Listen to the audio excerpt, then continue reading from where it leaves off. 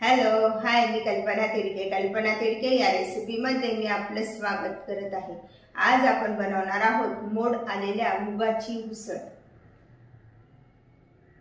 कढई तापत ठेवूया। बारीक चिरून आणि तव्यावर चांगला परतून घेतलेला कांदा आणि टोमॅटो आहे, तर प्रथम तो आपण आधी बारीक करून घेऊया।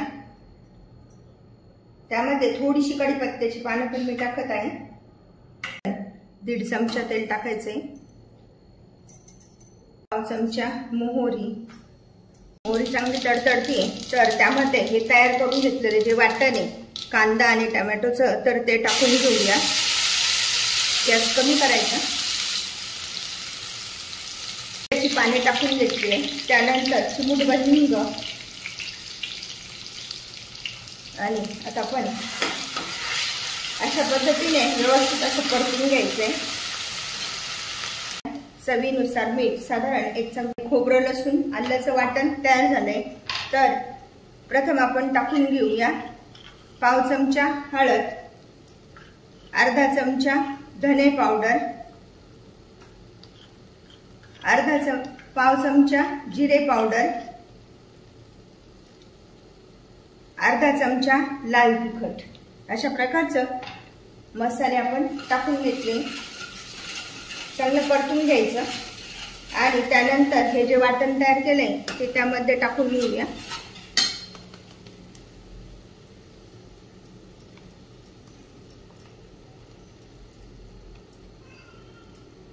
आता हे अशा पद्धतीने व्यवस्थित परतून घ्यायचंय, म्हणजे त्यामधला कच्चेपणा कमी होऊन जातो।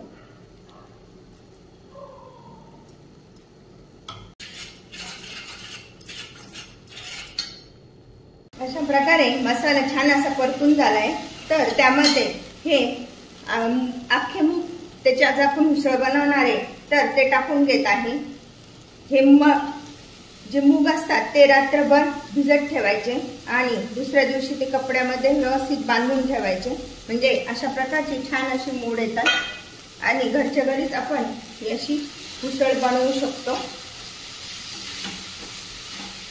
किती मोड आलेले बघितले ना। आता हे जे मूग आहे ते छान असे परतून घ्यायचे।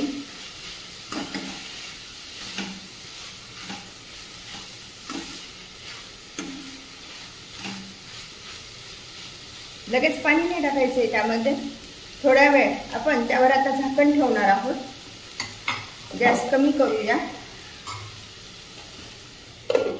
आता बघूया, पद्धतीने परतल्यामुळे छान असं तेल पण सुटतं आणि भाजी खूप चविष्ट लागते।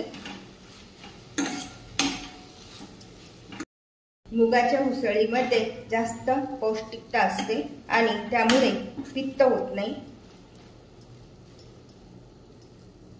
अशा प्रकारे आता आपली उसळ छान परतली गेली आहे, तर त्यामध्ये मी हे गरम पाणी टाकून घेत आहे। साईडला थोडंसं गरम पाणी करायला ठेवलं होतं, ते आता त्यामध्ये टाकून घेत आहे। प्रमाणानुसार पाणी टाकायचंय, जास्त पण नाही टाक। मस्तपैकी आता शिजू देऊया। तशी मुगाची उसळ शिजण्यासाठी जास्त वेळ नाही टाकत, पटकन शिजते।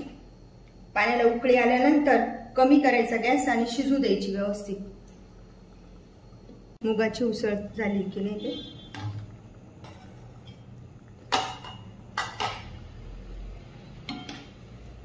मध्ये मी एकदा हलवून दिलेली होती। अशा प्रकारे बघूया, आता चेक करूया। अशी आपली ही मुगाची उसळ खाण्यासाठी तयार झाली।